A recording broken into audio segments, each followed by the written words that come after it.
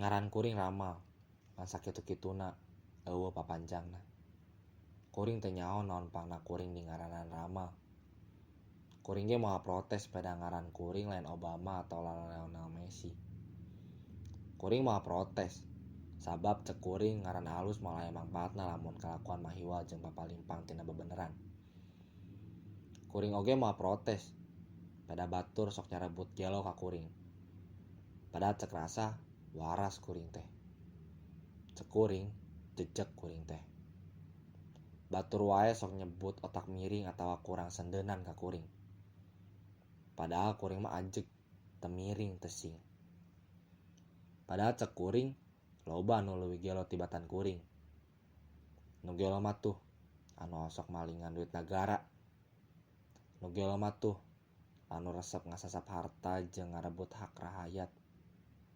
Nu gelo mah tuh pamimpin anu norek tara ngadenge rahayat anu ngajerit teu bisa dahar. Nu gelo mah tuh pamimpin anu ngahaja mengpeun tina kaayaan rahayatna anu sagala kakurangan.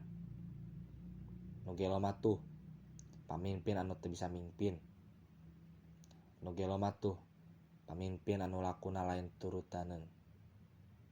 Teu gampang deuleu jadi pamimpin teh.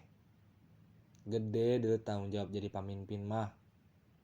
Yeuh, teu sagawayah deuleu jadi pamimpin mah. Teu kabeh deuleu bisa jadi pamimpin. Nu mata kuring masok seuri mun ningali anu ngantri pada hayang jadi pamimpin.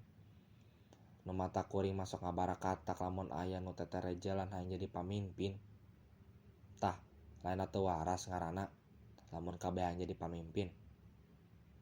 Yeuh, sing sadar, are hirup geus pada boga hancengan, moal enya kabeh jadi pamimpin. Lamun batur jadi pamimpin, atuh urang anu jadi dipimpinna. Apan salat ge aya imam, aya anu jadi mamukna. Jadi rahayat ge lamun bener jeung bageur mah apan leuwih hade darajatan tibatan pamimpin anu kacrut.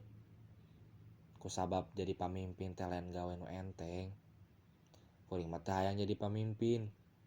Mending kieu, hirup bebas eueuh nu ngatur, eueuh nu nyarek. Mending siga kuring, bebas teu kauger ku aturan itu ieu.